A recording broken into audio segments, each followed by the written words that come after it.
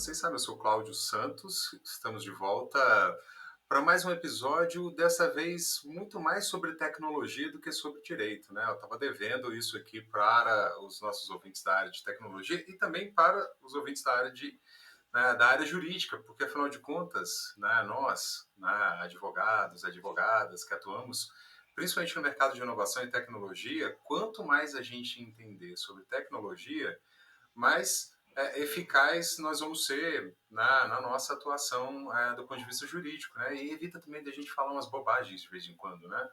Justamente porque às vezes a gente não entende da área de tecnologia, quer se meter a falar disso e aí às vezes acaba falando alguma abobrinha. Então o episódio de hoje é para a gente parar de falar na abobrinha sobre um assunto que para falar a verdade, muita gente até não conhece mesmo, né? A gente estava conversando um pouco antes de começar a gravar aqui, fala de Linux, né? Alguns lembram do Pinguim, né? Outros lembram do Ubuntu, né? Outros acham que é software pirata, né? Ou seja, tem uma diversidade de falta de conhecimento, não vou nem falar de conhecimento não, uma diversidade de falta de conhecimento, né, a respeito do Linux. E isso vem tudo dentro de um contexto que é o apagão que aconteceu na semana passada, né? Todo mundo aí, acredito, todo mundo viu aí nos noticiários, ficamos alguns dias falando sobre isso, né? Com intervalos, né? Para falar da orelha do Trump e com intervalos para falar do Biden, porque o Biden já saiu fora, mas tinha um apagão ali no meio, né, dessa confusão toda, né? O apagão que atrasou o voo, parou o trem, né? Parou a empresa, ou seja, um monte de gente foi afetada por isso por conta desse apagão que está relacionado ao Windows, né? Uma atualização, enfim, a gente vai entender um pouquinho mais sobre isso, mas entender o porquê que isso não aconteceu com os sistemas Linux, né? Que eu acho que aí é o nosso foco, né, do episódio de hoje. A gente vai só aproveitar esse contexto para poder falar sobre isso. E para falar sobre esse tema, né, eu não estou sozinho, obviamente, porque eu não falaria quase nada para vocês a respeito disso. Né, eu convidei meu amigo, meu sócio, né, meu companheiro de podcast, que estava no episódio anterior. Né, Daniel está mais uma vez de volta aqui, agora como co-host, né, Daniel? Pô, Ele vai maravilha, né? acompanhar. Isso aí. Falei, tô no camarote hoje aqui. Assistindo de camarote privilegiado, mas vai dar os pitacos dele também no tema ali, que é um tema que ele também gosta. Mas o especialista, né, que está com a gente aqui hoje é o Bruno Gomes. Né? O Bruno Gomes, ele é engenheiro de Linux, né, e de redes também, trabalha na Red Hat em Portugal. Bruno, muito bem-vindo. Obrigado aí pela sua disponibilidade. A gente está em fusos diferentes. Todos nós perdendo a abertura das Olimpíadas, né, porque estamos gravando justamente no horário da abertura, mas Exatamente. faz parte. Depois a gente assiste o VT. Bruno, obrigado aí mais uma vez, seja bem-vindo. Olá, Cláudio, muito obrigado. Como você já fez uma introdução, já trabalhei bastante tempo no Brasil também, e hoje eu trabalho bem focado na parte Linux e de containers na Red Hat. E vamos conversar um pouco sobre esse tema tão interessante, né? Que é tão pouco falado, como você falou. Exato. Às vezes tem gente que chega num ambiente, numa empresa, por exemplo, que aí descobre que usa Linux, torce o nariz, né? Acha, esse negócio é difícil, né? Não dá para usar, não entendo. Mas isso é por falta de conhecimento mesmo, né? Acho que criou-se um preconceito a respeito do Linux que, na verdade, não existe, né, na prática, né? A gente estava conversando antes aqui, você vai dar alguns exemplos de aplicações, de coisas que a gente usa no dia a dia, de como isso funciona. Mas vamos pensar esse contexto do que aconteceu, né, na semana passada. O problema não foi envolvendo o Windows, mas também era o problema de uma outra empresa, né? Sim, sim. Esse foi um problema bem específico associado a essa empresa chamada CrowdStrike. Eles possuem um produto chamado CrowdStrike Falcon, que é um sensor. É uma aplicação um pouco mais avançada do que um antivírus que a gente já conhece nos nossos computadores, porque essa é uma aplicação que ela trabalha numa camada do sistema operacional. Todos os sistemas, ela também é instalada em Linux, em Mac, mas ela trabalha numa camada muito privilegiada. E eles têm acessos privilegiados ao ponto de fazer esse tipo de estragos que a gente viu, né? Então, basicamente, o que aconteceu nessa situação foi um bug um processo de teste que eles precisam fazer para quando eles enviam essas atualizações para qualquer tipo de dispositivo. Nesse caso, essas empresas têm essa aplicação instalada nos computadores deles de funcionários comuns, né? Funcionários dessas empresas. Essa aplicação fica analisando o que é instalado, se alguma outra atualização de alguma outra aplicação pode ter um vírus e eles precisam trabalhar muito rápido, né? Então eles precisam Entendi. mandar atualizações muito rápidas, porque eles ficam atualizando as que a gente chama de assinaturas dos vírus de uma forma muito rápida.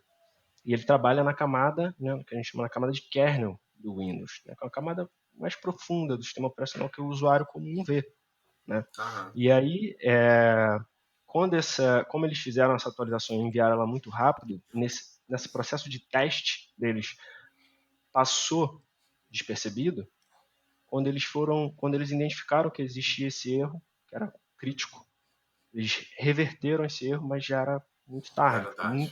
muitas máquinas já tinham sido comprometidas, né? E o que aconteceu de fato, né? Porque assim foi uma pane muito grave, mas ao mesmo tempo foi uma pane simples de ser resolvida, mas no sentido que as empresas não os funcionários dessas empresas eles não tinham conhecimento naquele momento para poder atuar e recuperar o sistema, né? Que Aham. também é totalmente esperado de uma pessoa, vamos supor, uma pessoa que atende no aeroporto, ela não precisa saber esse tipo de coisa, realmente, né? Aham. Se for um erro da empresa, né? Foi um erro deles, no sentido de já reconheceram esse erro, eles divulgaram em detalhes o que aconteceu, e as máquinas de empresas comuns, elas ficam geralmente ligadas e recebendo essas atualizações, né? E realmente os administradores dessas máquinas, dessas máquinas de trabalhadores, né, eles deixam essas atualizações realmente já permitidas. Então Uhum. ele manda muito rápido e daí já tinha sido tarde nesse sentido, né? E aí o que aconteceu de fato foi o Windows, ele entrou em tela azul e ele ficava Aham. numa tela azul infinita, né? Ele tentava iniciar, ele reconhecia esse arquivo que teve problema e tentava ele a gente chama de crash, ele iniciava Aham. de novo, reiniciava de novo, iniciava de novo, e aí você tinha que entrar no modo de segurança dele e reverter isso, né? E Entendi. esse processo todo até alguém saber o que tinha que ser feito atendendo uma fila de um aeroporto, É. Até, já não tinha o que fazer, né? Até Tinha que descobrirem de onde veio a atualização, né? Porque eles não sabiam que era um arquivo, só não sabia nem de qual fornecedor seria, né? Então, por isso a demora, sim, talvez. não, totalmente. Inclusive, nenhum administrador de TI geralmente vai lá e exclui um arquivo qualquer no sistema sem saber, né? Então, até descobrir isso demoraria muito tempo. E isso é um problema que vai gerar muita discussão ainda, né? Tanto é, do que pode ser feito no futuro, o que aconteceu, já tem muitas discussões nesse tema. A Microsoft já falou, explicou que não foi um problema exatamente do Windows e explicou como é que é o processo, mas assim, é uma definição de responsabilidades, né? sim. Porque a Microsoft oferta o sistema, mas até que ponto essa empresa pode fazer certas ações no Windows que a Microsoft pode ter a sua imagem arruinada por uma coisa de um dispositivo terceiro, vamos supor, né? Até então tinham Aham. falado que era a Microsoft, que era o problema, era do Windows, e até então aí as informações foram sendo divulgadas aos poucos, porque realmente tem muita informação que a gente nem vai saber, né? Se Sim. uma coisa que a empresa divulga, né? A empresa vai Aham. falar, foi isso que aconteceu, né? Tem umas coisas que são omitidas também, né? Que né, eles também não querem arruinar a própria imagem. É, até por causa de cláusula de Tudo isso. confidencialidade, às vezes, que não pode revelar tudo de uma vez. Né? Aí entra os times lá né, de mitigação de danos, né, para poder abafar. Só que aí eu estava vendo, chamaram o CEO da empresa no Congresso americano. Eu estava vendo a carta do chefe de uma comissão, né? Acho que de um comitê de segurança, né, do Uhum. Congresso norte-americano, convocando o CEO eu ia falar CrowdStrike. Counter-Strike, Pode- falando, enfim, da empresa lá para poder, É, que deu strike em todo mundo, sim, para já tá. poder comparecer e dar as declarações, né? Dizer o que foi que aconteceu, explicar, porque realmente foi muito grave, né? Foi muito grave.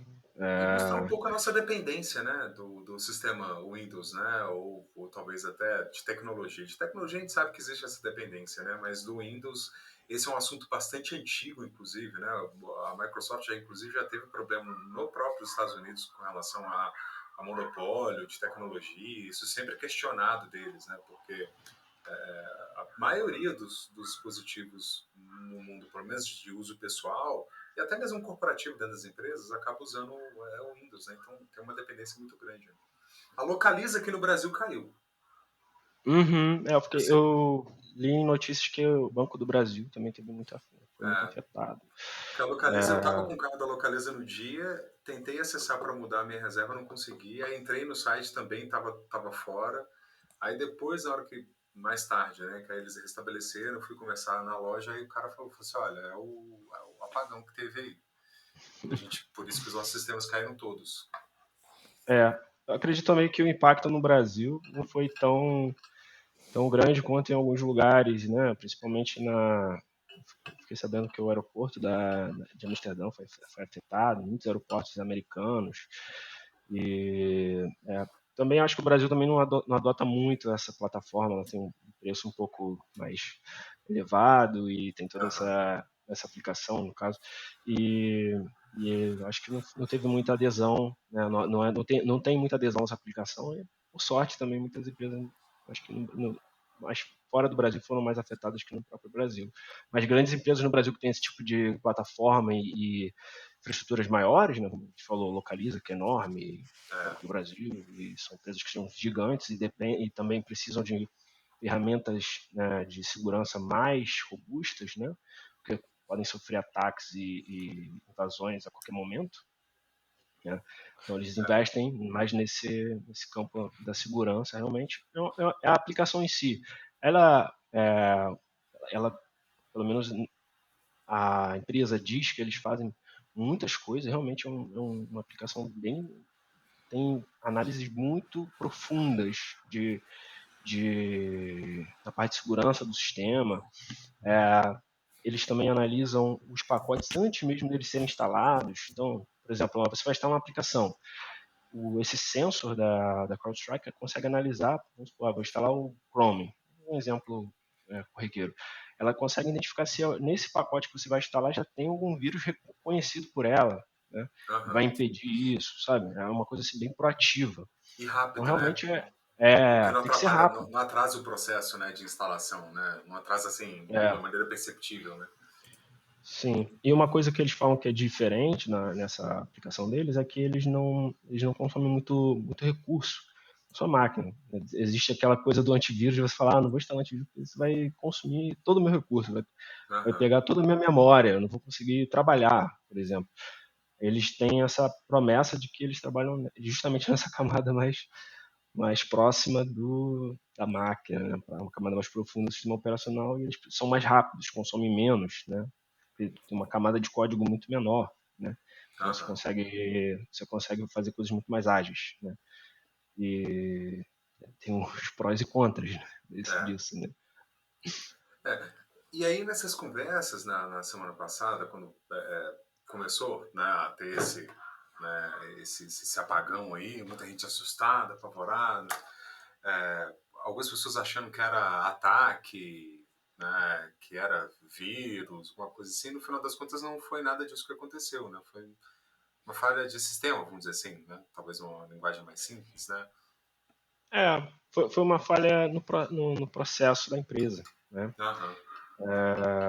Eles teve algumas outras falhas que eles não acabaram não falando, né, para não gerar muitos questionamentos, mas provavelmente vão questioná-los, né? Mas para a mídia, né, grande mídia, eles fizeram um anúncio bem mais resumido, mas, por exemplo, você não envia uma atualização dessa magnitude para todas as máquinas de uma vez.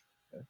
Hoje, na área de tecnologia, você tem entregas graduais, progressivas do que você vai instalar. Vamos supor, vou fazer uma instalação, uma atualização uma atualização dessa plataforma.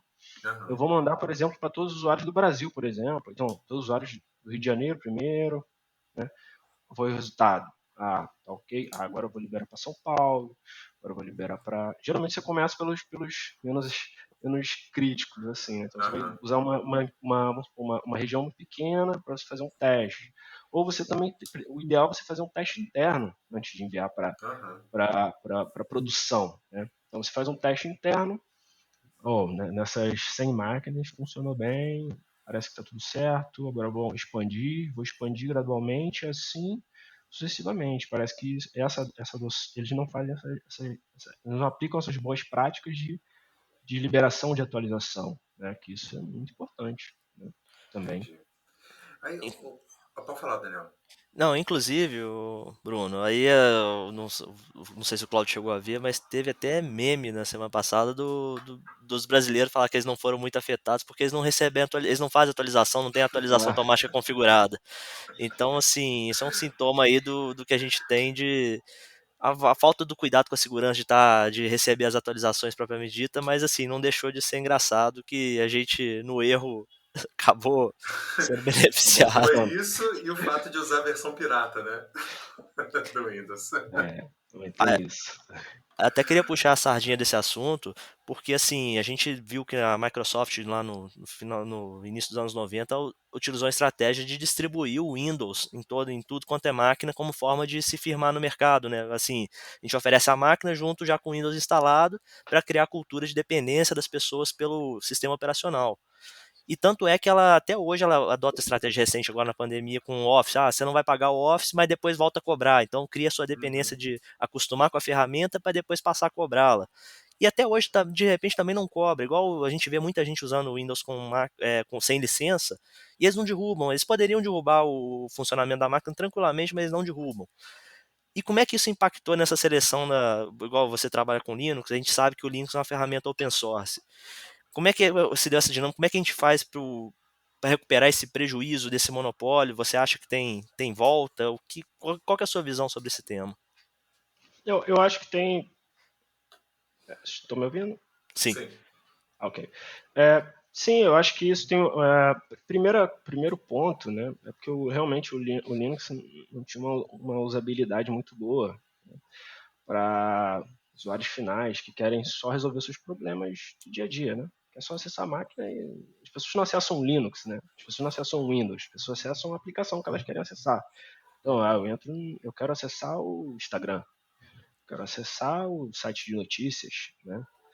E para mim, muitas vezes o usuário comum realmente irrelevante aquele sistema operacional, assim, né? Ele é um meio para ele chegar onde ele quer, né? Sim. E realmente o Linux era antigamente ele tinha muita, por exemplo, o Linux começou na command line, que a gente chama de uma tela preta, né? Você não vê, não tem gráficos e tem toda essa dificuldade, mas hoje não, hoje o Linux já é uma plataforma super tem uma usabilidade muito boa, assim, eu acho em alguns aspectos melhor até que o Windows, assim, em várias coisas. E tem outras que realmente tem algumas limitações, mas eu acho que é uma questão de adaptação também, né? Porque, por exemplo, a diferença do Linux para o Windows, que a minha assim, primordial, é que o Linux ele é aberto, né? Então como a gente não sabe também de desconhecimento, né? A gente pode abrir na comunidade do Linux e falar, esse botão aqui não está me agradando, sabe? Posso entrar lá e abrir uma requisição, né? E falar, esse botão não está funcionando bem para mim. Você não consegue fazer isso com a Microsoft, né? Você tem que se adequar ao que eles te entregam, né? Como o Daniel falou, já entregavam máquinas com o sistema deles instalado. E realmente tem muitas empresas que adotam essa prática de te prender nela, né? Principalmente muitas empresas de tecnologia, né? Hoje a gente tem muito a quantidade de empresas, né? Olhando para o lado de empresas, né? Business, as empresas de cloud hoje em dia, a maioria das empresas estão instaladas em 4 provedores de cloud, sabe? Que é super controlado. E eles criam várias medidas para te controlar ali, né? Para te manter ali Aham. bem. E eu acho que diversificar, né? Eu acho que a palavra que a gente pode falar, com essa pane, com esse tema todo que surgiu, né? Gerou essa discussão, como que a gente pode diversificar, como a gente pode sair dessas amarras, né? Sair Aham. desse grupo que vai me manter. Claro que não é um discurso contra o Windows, né? É um Uhum. discurso a favor da liberdade, né? A favor da, eu posso escolher o que eu acho melhor para mim, né? E realmente o Linux precisa dar uma popularidade muito maior. Porque o que ele já faz hoje é muito grande no âmbito de empresa, no âmbito de plataformas, de aviões, de carros que recebem sistema Linux, sabe? No próprio Android ele vem do Linux, né? E hoje a Ah, gente é? usa muito Android. Então tem muita arquitetura do Linux no Android, né? E a gente usa já o Linux, É. assim, em grande escala, né? Mas em computadores a gente não usa muito por essa questão de controles, né? Manter esse monopólio por muito tempo, né? E quando você fica refém a uma tecnologia só, o que acontece? Se essa tecnologia falha, você perde todos os seus acessos, perde todas as suas máquinas. Quanto de capital foi perdido nesse... Sim. Teve Inclusive, impacto financeiro absurdo.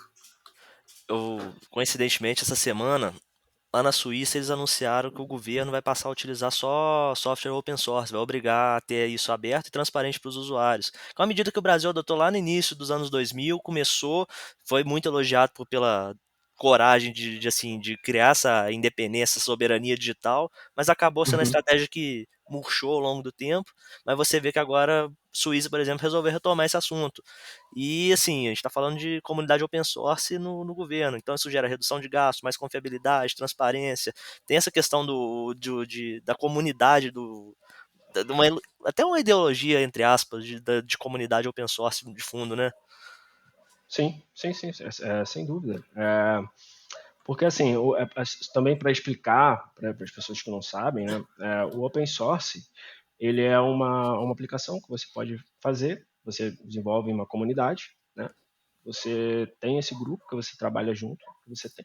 Geralmente, como o Daniel falou, tem uma ideologia por trás também da divulgação dessa compartilhamento de conhecimentos, vontade de desenvolver uma coisa interessante, né? Vamos supor que eu quero fazer a gente quer, nós três aqui, queremos desenvolver um software para resolver um problema que a gente tem, né? E mais pessoas se juntam a nós e conseguem crescer essa comunidade. Como tem muitos softwares que eu posso citar aqui que foram crescendo com essas ideias, né? E você constrói, você faz esse software e ele tem que ser aberto. Então, as pessoas têm liberdade para modificar ele e melhorar ele, né? Uhum. E também open source não quer dizer que é de graça, né? Igual por Esse era um exemplo, ponto que eu ia perguntar até. Que eu acho que muita cerveja de gente faz graça. confusão. É, não, você tem liberdade de cobrar o seu o open source de certa forma. Por exemplo, você pode cobrar suporte por ele. Vamos supor, tem empresas que fazem isso hoje, né? A empresa que eu trabalho faz isso hoje, né? Então Aham. ela cobra pelo suporte, né? Muitas pessoas perguntam como a Red Hat lucra, né? Consegue ser uma empresa rentável e viver porque todos os sistemas deles são open source, porque eles cobram suporte, eles desenvolvem, eles ajudam essa comunidade a se desenvolver, né? E eles constroem projetos para a comunidade também. Por exemplo, quando eles veem que algum projeto é importante para aquele mercado, né? Eles investem nesse projeto e a comunidade vai adotando, né? Tanto os próprios funcionários desenvolvem e a comunidade externa que não tem nenhuma relação com a Red Hat também desenvolve, e outras empresas também desenvolvem. Tem empresas que são fechadas, né? São empresas que não têm open source, por exemplo, a Microsoft, VMware, algumas empresas mais conhecidas do mercado, elas também participam dessa comunidade para desenvolver e propor melhorias, né? Então, Uhum. isso é uma coisa muito comum na área de tecnologia, né? Que ainda, infelizmente, isso poderia ser adotado em outras áreas também, né? Área de Sim. direito. né? Por exemplo, entre outras áreas que poderiam se beneficiar dessas ideias, né? E muitas empresas conseguem se manter desde muito tempo com isso, assim, né? E ser É, bem forte no mercado. Bruno, pensando assim no dia a dia, né, de um usuário, eu falei antes, eu acho que não sei se no início aqui ou antes da gente começar a gravar, né, que eu já usei Linux no passado, era numa instituição de ensino que eles optaram por, ao invés de usar o Windows, era Linux em todas as máquinas. Seja a que o aluno ia usar no laboratório, né, ou eu era coordenador de curso na época nessa instituição, ou outro coordenador de curso, ou na secretaria, tudo era Linux, né, não falava-se de Windows. Uma dificuldade que eu tive no início foi exatamente em relação às aplicações. Uhum. Mas isso, sei lá, deve ter uns. Até nem tem tanto tempo, isso tem uns 4 anos talvez, né? Que já tinha melhorado muitas aplicações. Eu lembro que a gente usava lá o LibreOffice, que é a versão do Office, né, para Linux. Não é da Microsoft, né? Apesar da referência, né? Mas é só para as pessoas captarem qual que é a ideia da aplicação, né? Então tinha Excel, tinha tudo lá. Hoje eu consigo ter um número de aplicações grandes também, né? E que atendam talvez aquelas necessidades ali de uma atividade rotineira. Por exemplo, escritório de advocacia. Né? O que a gente usa no escritório de advocacia? A gente usa, tá lá, Word, o Teams para fazer chamadas, falando das ferramentas do Office, né? Usa o e-mail, claro, né, o Outlook e talvez algumas outras 3 ou 4 aplicações ali. A gente tem equivalentes para isso também para o sistema Linux, né? Temos. Realmente existe uma diferença, né? Que, primeira coisa, conhecimento também, né? Muitas pessoas já têm o curso do Word, dos Aham. anos, sabe? Fiz o Word, eu fiz o pacote Office, né? Não existe o curso de ferramentas de escritório, é o curso de pacote Office, né? Já usa o Aham. nome de uma empresa, né? Igual, entre outros produtos que a gente já conhece, que já, sei lá, vamos supor, Gillette, né? Todo mundo já fala da Aham. Gillette, né? Isso Não é mesmo. a lâmina, é a empresa, né? Enfim, é, e tem isso, né? Porque o Word ele já é uma ferramenta já de muito tempo usada, né? Então ele já é muito mais maduro do que o LibreOffice, né? Mas se as Uhum. pessoas derem a chance para o LibreOffice, ele nunca, se não derem a chance para ele, nunca vai ficar maduro, né? Porque você pode informar, você pode ter esse acesso e trabalhando com ele, e se adaptando a ele, né? Eu Muitas adaptei na empresas época. podem. Sim, sim. Tem muitas coisas. Assim, hoje também tem outras ferramentas online que também você não precisa necessariamente ter uma ferramenta de escritório na sua máquina. Você pode usar o Docs do Google, Do né? Google. E no, É, é, você verdade. usa o seu Linux, né? Vamos supor, né? Você usa o Linux na sua máquina e usa o Docs. Se você não gostar do LibreOffice, mas eu indico, né? Também não é uma questão assim, faça isso, ou tem que ser uma coisa muito religiosa, né? Uma coisa assim, é bom a gente usar, é bom a gente dar a oportunidade para para essas ferramentas são gratuitas, muitas pessoas trabalharam nelas, né? Uhum. A gente não pensa muito nisso, né, gente? Acho que aquilo foi feito, apareceu ali, né, na internet, você baixou, e um trabalho de muita gente naquela ferramenta. Então, por exemplo, LibreOffice tem um pacote com várias ferramentas que são muito parecidas com o que a Microsoft oferta. Tem o GIMP também, que é uma ferramenta de imagem que você pode trabalhar em coisas bem complexas, né? O GIMP ele é muito parecido com o Photoshop, eu acho, né? Ele é open source, né? Já vi. Firefox é open source, Thunderbird é um cliente e-mail que também é open source. Tem várias empresas e várias que são pessoas que geralmente não ganham nada para fazer aquilo, né? Aham.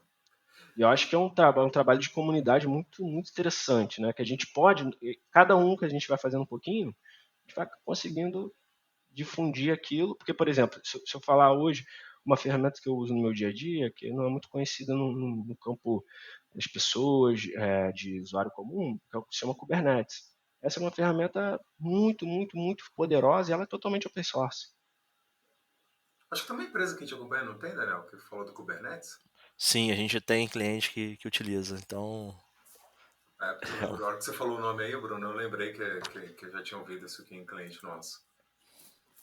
Kubernetes é muito potente. É a ferramenta mais potente de orquestração e automação de sites, que a gente consegue ver como sites, né? Uhum. Aham. Hoje. E é totalmente open source. E é muito, muito, muito poderosa.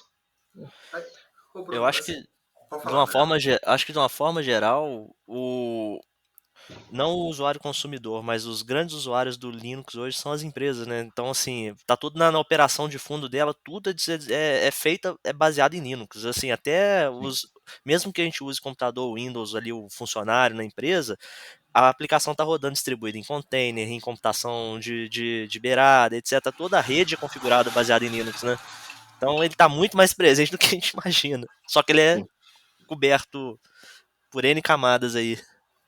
sim, sim, de fato.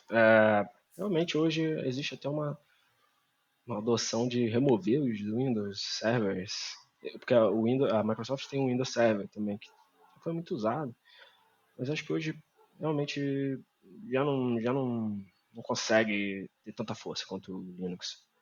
Todos os sites, a maioria dos sites usam aplicações rodando em Linux, né? Então, vamos supor, você vai entrar num site qualquer, o Apache, que é um servidor web muito famoso.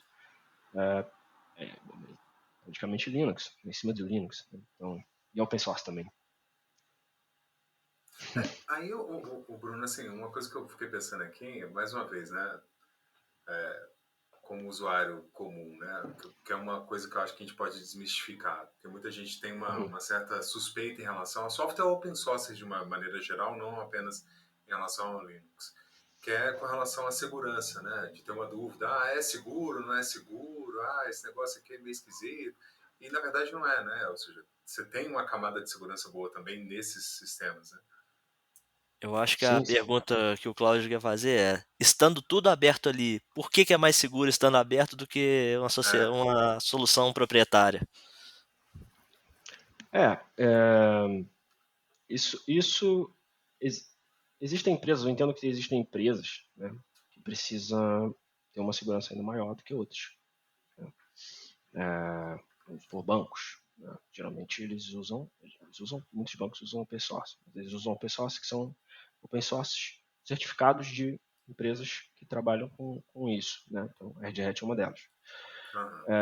Então, a Red Hat faz essa camada, essa análise para evitar esse tipo de uma falha assim, de segurança nesse sentido. Mas a comunidade em si, a maioria são profissionais de TI, né? A Uhum. maioria que trabalham lá são profissionais que já conhecem, têm uma ideia de segurança, é, têm esse cuidado, né? Eles têm esse cuidado, eles não fazem não entregam, tem uma revisão de muitas pessoas trabalhando naquilo, né? Por exemplo, hoje o Linux por si só, o kernel Linux, que a gente fala que é o coração do Linux, ele é revisado pelo rapaz que construiu o Linux, o Linus Torvald. Então ele tem esse cuidado com a imagem dele também, né? Aham. E a comunidade tem certificações, tem licenças de open source. Não é uma coisa assim super aberta. Tem empresas que disponibilizam licenças para essas ferramentas open source.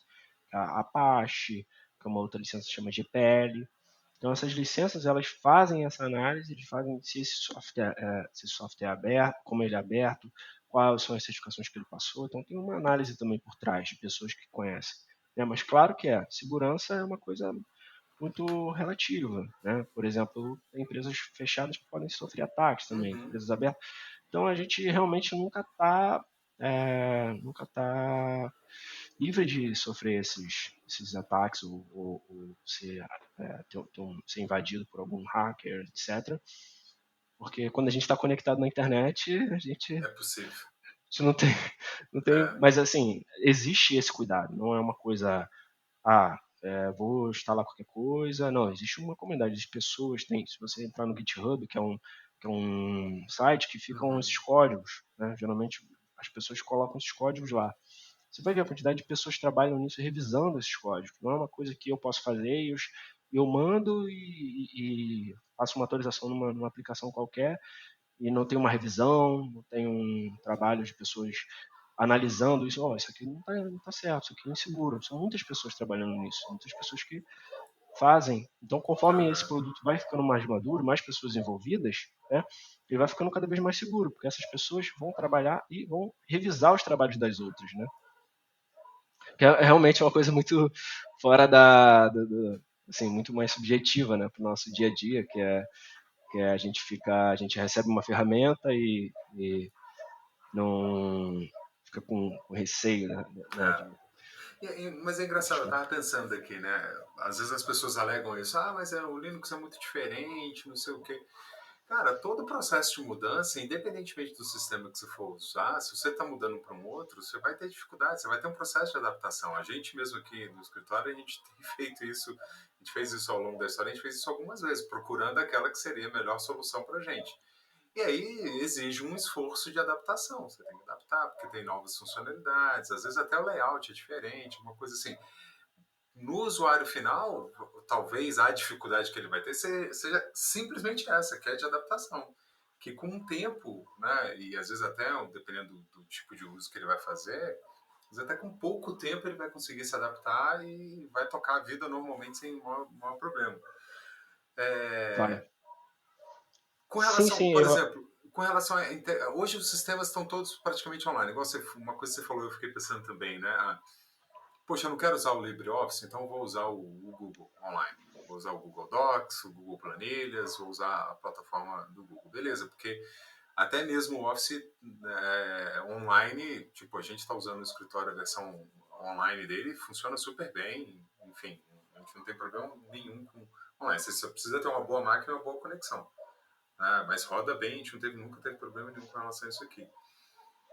Acho que deixa um pouco dessa dificuldade, talvez, de entender o Linux como um sistema operacional, né? Ou seja, eu não vou ter, né, necessariamente, eu não vou estar preso a ele e só podendo usar as coisas dele, né?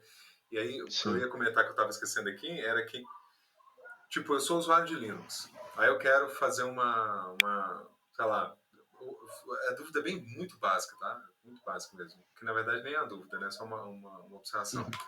O fato do Daniel, que é meu sócio, usar o Windows, por exemplo, não impede a gente de trabalhar em conjunto e de ter uma integração via plataforma. Não, Dependendo do sistema que a absolutamente gente for nenhuma. usar, né? Eu acho que uma coisa que é muito interessante assim de falar do Linux, que na minha opinião ela é assim muito superior do que a Microsoft no Windows, é a questão de drivers, né? Que o Linux você não precisa instalar driver, os drivers já vêm da comunidade. Então você já tem esses drivers. Já viu quando você vai instalar uma placa de vídeo nova, vai instalar um. Antigamente é muito isso, né? Acho que hoje ainda Aham. tem, mas, por exemplo, você vai instalar um driver do meu fone, de alguma coisa. No Windows você fica sofrendo com esses drivers, né? Tem que Você tem que instalar, o driver está atualizar.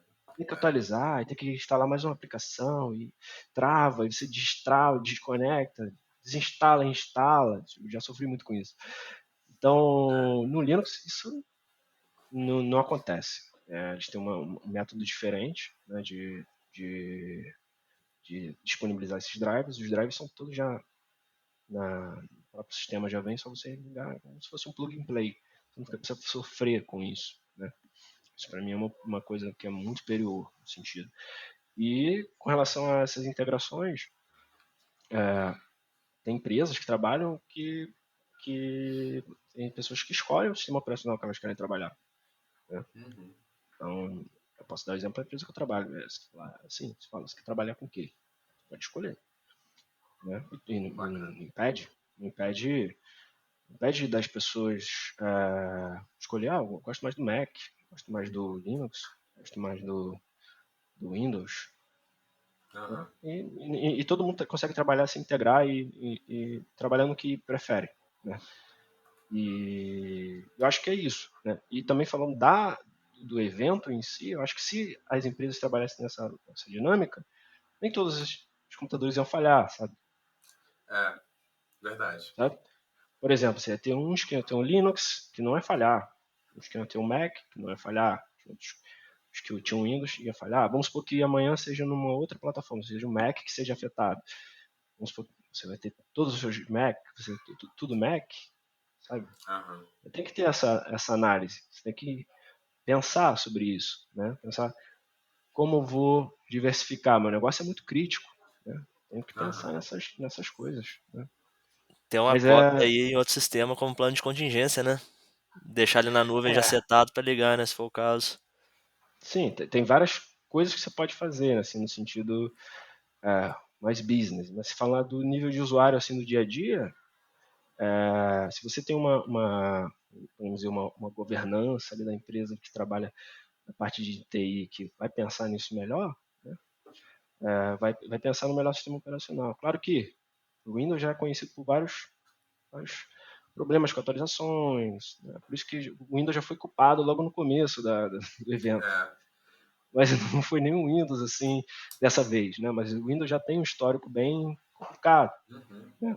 Talvez seja porque ele também é muito mais usado assim para usuário comum, não sei, pode É. ser, né? Mas sim, essa diversificação seria interessante. Pensar, por exemplo, você vai adaptar, você vai começar a usar o Linux, vai começar a economizar em licenças. Pode ter Sim. pode ter muito, você pode ajudar os seus funcionários a aprender aquilo, vamos dizer, algo assim, né? Várias Aham. coisas, né? É muito flexível, tem muita opção, né? É. Isso é interessante. Ô Bruno, sobre a Red Hat? Assim, eu já conheci a empresa e tudo, mas né, nunca estudei a empresa para entender, né?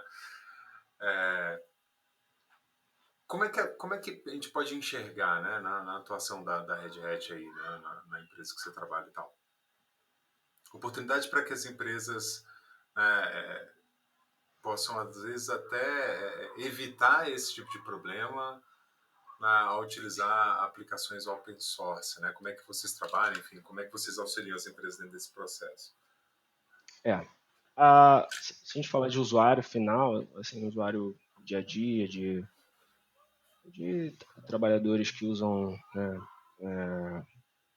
sistemas operacionais para trabalhar, fazer relatórios, essas atividades, a Red Hat não ajuda muito, ela é muito mais voltada para o enterprise, né, para o lado Aham. de empresas mesmo. Então ela ajuda outras empresas de TI a certificar os open source, né? O que isso quer dizer? Vamos supor um Linux que é da comunidade, mas tem uma empresa que é um banco muito crítico, que ele tem uma questão de segurança muito, muito, muito restrita. Então, a Red Hat já trabalhou, já fez vários softwares para proteger mais ainda essa plataforma do open source no Linux, vamos supor. Mas o Linux com uma segurança mais otimizada. Vamos supor que uma empresa também tem uma demanda que ela não tem funcionário, pessoas para desenvolver essa demanda. Uma coisa assim, uma melhoria no sistema Linux que todos os computadores deles precisam, né? Todos os servidores. Eles vão para na Red Hat, eu preciso isso aqui é um bug, resolve isso para mim. E a Red Hat vai trabalhar que a Red Hat já tem esse conhecimento da comunidade e eles podem fazer os próprios produtos Uhum. e eles podem também fortalecer, né, melhorar o que já existe, né? Então vamos supor que o Linux tem uma falha, um bug, isso acontece muito. Tem um bug que um banco viu, vamos supor, esse bug está me trazendo muito problema.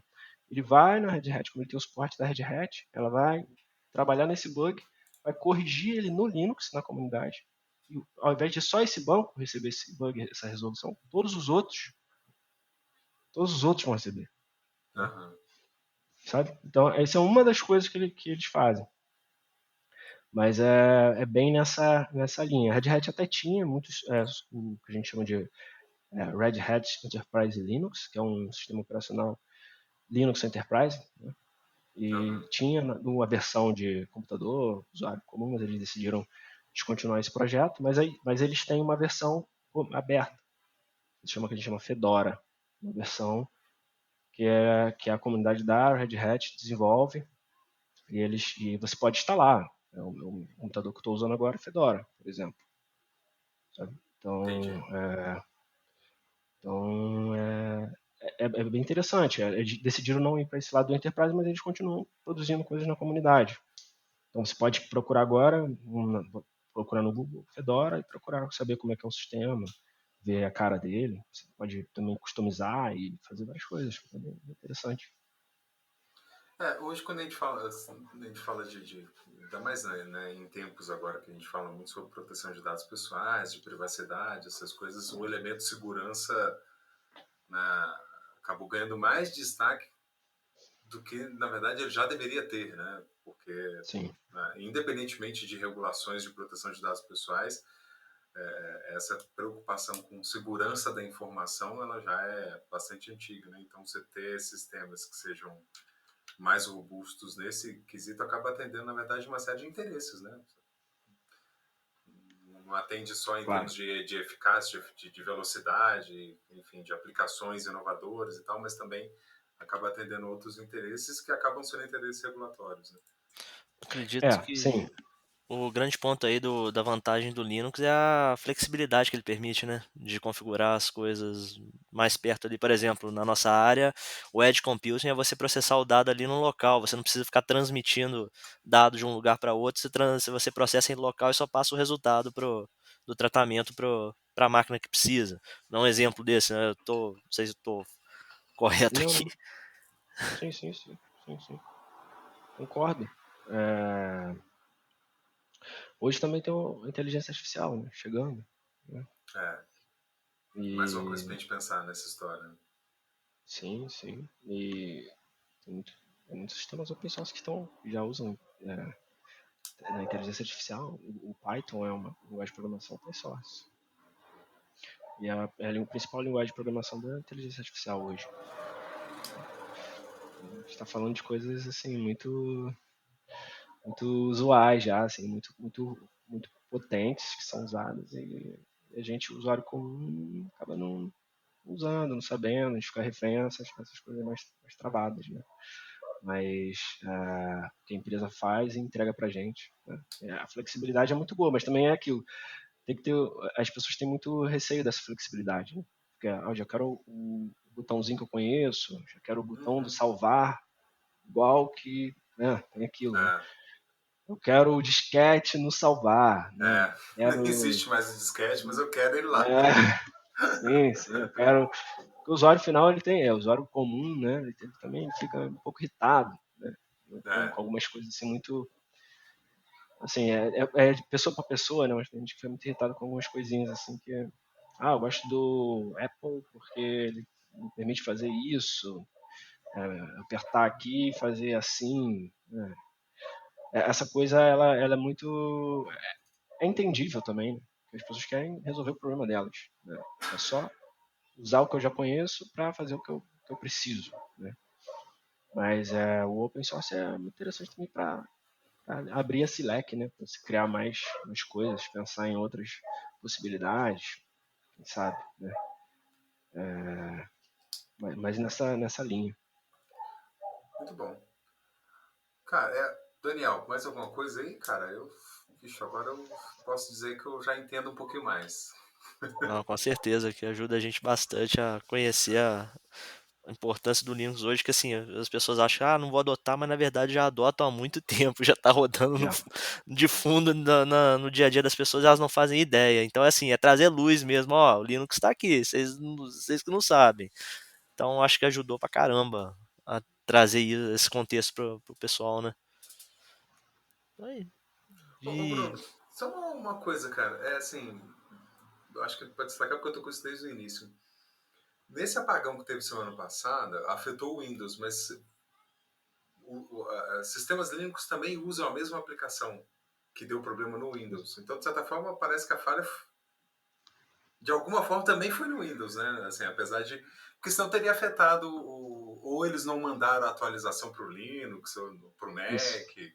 Então foi isso. É, Essa atualização eles mandaram só para o sim. Windows. Entendi. Porque essas aplicações em níveis mais baixos, né, em níveis mais restritos, podemos dizer, são bem específicas. Né? Então, Aham. uma pessoa que desenvolve para o Windows, Ela não consegue trabalhar desenvolvendo para o Linux também. A camada é muito diferente algumas Aham. coisas. Então, por exemplo, às vezes se divide por equipes, né? Eu trabalho com Linux, trabalho com Windows, trabalho com Mac, né? Até que o Mac e o Linux até tem uma certa similaridade, que eles vêm de vamos dizer, uma família parecida, mas o Windows é completamente diferente. Então, nesse caso foi um envio só para o Windows, mas também teve uma falha com o Linux, acho que uns 2 meses atrás, né? Então, já teve algumas falhas dessa plataforma. Está se discutindo muito sobre como essas plataformas terceiras vão interagir com esses sistemas, né? Aham. Por exemplo, existe uma ideia da Microsoft criar uma interação interna no sistema para não ter eles não darem um acesso tão privilegiado para esse tipo de aplicação terceira. Mas também tem umas barreiras comerciais que estão acontecendo, principalmente na União Europeia, porque a União Europeia está evitando realmente, até como o Daniel falou da questão da Suíça, a União Europeia também tem esse pensamento, né, de não deixar criar um monopólio de uma empresa, né? Se o Windows criasse uma interface, uma comunicação, que aí essa empresa teria que seguir, aí teria que ficar uma coisa muito proprietária, né? Uhum. Sempre ali do Windows, como sempre, né? Eles gostam de criar essas coisas. Mas aí foi feita essa discussão e isso vai ser pensado com certeza daqui para frente, né? Mas assim, do ponto de vista de TI, assim, eu acho que hoje muitas empresas vão pensar melhor também como liberar e receber as atualizações, né? Vão Sim. pensar mais, ó, vou liberar isso para todos, né? Existem empresas que têm servidores de atualização, que um servidor centraliza as atualizações e manda para outras máquinas, né? Então ele é um servidor que recebe essa atualização primeiro, depois manda para outros. Pode ser que a empresa comece a implementar esse tipo de solução que vai receber essas atualizações e divulgar e liberar elas devagar Aham. e ver como é que elas vão se comportar nas máquinas para não liberar tudo de uma vez e De ficar repente dá uma fazendo pane esse tipo de geral, coisa. né? É a importância do DevSecOps, né? É trazer isso agora com mais, assim, com mais Sim, vigor. sim. Se tá faltando alguma empresa, tem mais uma etapa aí de verificação, coisa e tal, tá a importância disso pro business de uma forma geral, né? Vale a pena. Sim, sim. Assim, eu acho que a área de TI também ela trabalha muito desse jeito, né? Dá um problema, começa a fazer uma coisa. Dá um problema, começa a fazer uma coisa. Então, eu acho que muitos sistemas foram desenvolvidos com essa visão até hoje, né? Até o Linus Torvalds, que é o criador do Linux, fala isso. Eu não penso muito longe, eu penso no agora. Se tem uma pedra no meu caminho, eu vou resolver isso que está na minha frente, sabe? Aham. Então ele não fica pensando assim muito longe, né? Porque muitas pessoas falam, você construiu o Linux e o que você tinha na cabeça, assim, cara, ele tinha 20 e poucos anos quando ele fez o Linux. E aí ele fala, eu não penso muito longe, eu vou resolvendo o problema que vai aparecendo. Então acho que é isso que vai acontecer agora, né? Acho que as empresas vão olhar É, isso que aconteceu agora e falar, o que eu vou fazer com isso agora, né? é, E vou resolver de qual forma, né? Todo mundo está falando sobre inteligência artificial, mas a gente está perdendo em coisas básicas, né? Coisas básicas estão sendo deixadas de lado, podemos dizer, né? Então, exato. é bem interessante pensar sobre isso, ver esses movimentos que vão acontecer agora. Mas eu acho que a gente tem muita coisa para aprender nisso tudo, né? Usuários, deixar também de ficar protegido, ficar se restrito a uma tecnologia, né? Acho que hoje a gente está aberto, todas as pessoas já estão lidando com as tecnologias muito melhor do que antigamente, né? Anos atrás, o Linux, as pessoas ficavam com medo, assim. Eu não sei mexer, só sei mexer no Word, né? Acho que hoje as É, pessoas já estão mais espertas, assim, no sentido de, um sistema novo, como é que eu vou aprender ele? E ver ali rapidinho, né? No primeiro, no segundo dia tá tendo problema, mas também não tem nenhuma vergonha você não saber, né? é, Acho que você não sabe, você vai aprendendo. E eu acho que a questão também de pedir ajuda, né? Também da comunidade open source isso é muito importante, você pedir ajuda, se compartilhar, não ver o outro como um inferior no sentido, você não sabe, eu sei. Não é isso, acho que você não sabe, provavelmente você sabe uma coisa que eu não sei. Aham. E eu sei uma coisa que você não sabe. Pô, a gente pode compartilhar, a gente pode trocar. Né? Você sabe uma coisa, né? Você sabe direito, eu sei um pouquinho de tecnologia, então a gente vai trocando, né? Vai trocando Aham. essas experiências e vai ficando cada vez melhor, né? Eu acho que a tecnologia está muito nesse sentido, de aprender assim, muito dinâmico, muito rápido, essas coisas. Muito bom. Bom, cara, Bruno, mais uma vez, cara, obrigado demais pelo seu tempo e pela sua disponibilidade. Eu não sei que horas aí, já quase de noite já, né, cara? É Me 8h30. Aí, ó. Obrigado mesmo pela disponibilidade de estar com a gente aqui. Daniel, obrigado aí pelo co-host, pelas suas contribuições, que eu não teria condições de fazê-las. Que bom que você está aí também dando a sua participação aí no episódio. Valeu, Cláudio. Sempre às ordens. Eu te chamaria mais vezes. Beleza, Bruno? Obrigado. E você aí... Ô, Bruno, só uma coisa. Cara, alguma recomendação específica, cara, para quem talvez visualize aí, talvez mudar, sair do Windows para Linux, na empresa, ou seja, como usuário comum? Sim, no sentido de usuário comum, eu recomendo procurar o Ubuntu, que é um Linux bem, acho que é um Linux assim, no sentido de usuário final mais fácil de usar, né? Mais fácil de instalar também, muito fácil. E Fedora também, que é um Linux muito bom. E só para procurar no Google ou em qualquer ferramenta de busca que você quiser, ou procura o Fedora, o Ubuntu, tem N outras distribuições, né? Que são Linux ainda, mas são distribuições, são versões do Linux de cada comunidade, né? E as comunidades vão fazendo do seu jeito essas distribuições. Mas eu acho que eu recomendo muito o Ubuntu. E para empresas, assim, depende do negócio. Eu acho que tem muitas empresas que podem se beneficiar dessas ferramentas.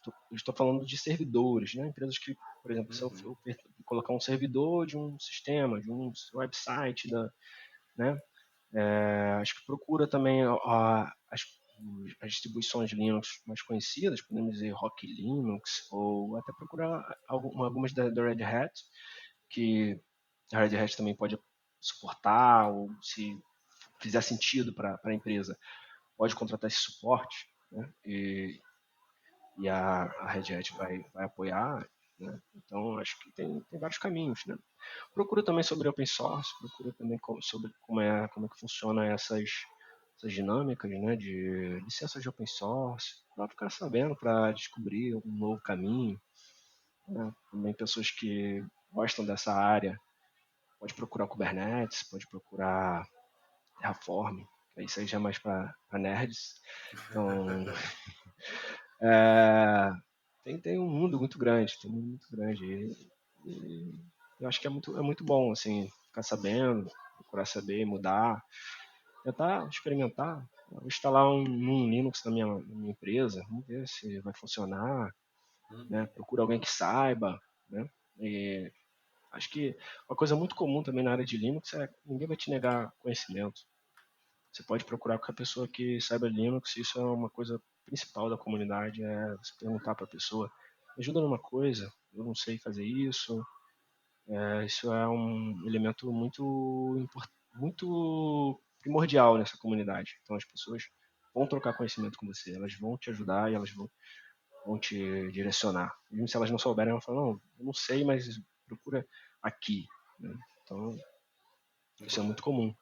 E é muito bom mesmo, assim, você ir aprendendo aos pouquinhos também, não precisa ficar nervoso, né? Ver a É, primeira coisa, ver, não sei se não é pra mim, isso é muito difícil. Eu acho que tem que ir com calma, assim. É normal não saber. Né? As pessoas a gente tem muita vergonha de não saber, às vezes. Né? aham. Eu não sei e vou abandonar. Né? Não quero mais ver esse negócio. Mas acho que não, acho que tem que dar chance enfrentar, né? Enfrentar esses medos. Né? A gente que é da área de TI mesmo, a gente enfrenta medo todo dia, assim, muitas coisas eu mesmo não sei. O tempo todo, Falo, né? falo, eu não sei isso, eu nunca nem ouvi falar disso. Mas não importa, eu vou tentar aprender, vou tentar estudar e vai aprendendo. Quem tem curiosidade, né, vai devagarzinho aprendendo Muito bom. e se desenvolvendo. Muito bom. Então é isso. Agradecer mais uma vez, Daniel, o Bruno aí pela disponibilidade, fazer esse episódio incrível. Espero que você que está nos ouvindo ou nos vendo, né, já que o podcast também é distribuído em vídeo, tanto pelo Spotify quanto pelo YouTube. Passa uma moto aqui do lado agora. Eu vi. Acontece. Então, obrigado você mais uma vez pela sua participação, pela sua audiência aqui no podcast. E vou te pedir uma forma muito eficaz de colaborar para o crescimento desse podcast é curtir lá na sua plataforma de streaming, faz lá a sua avaliação, dá lá as estrelinhas, se é no Spotify, se é no Apple Podcast, enfim, no seu agregador de podcasts preferido. E no YouTube, aquele sonho de todo mundo que quer ser youtuber, né? Não esqueça, né, de dar seu like, de se inscrever no canal. Pois é, tô falando isso agora também, já tem 3 episódios, né? Espero vocês, né, no próximo episódio. Mais uma vez, obrigado, Bruno e Daniel. Até a próxima, pessoal.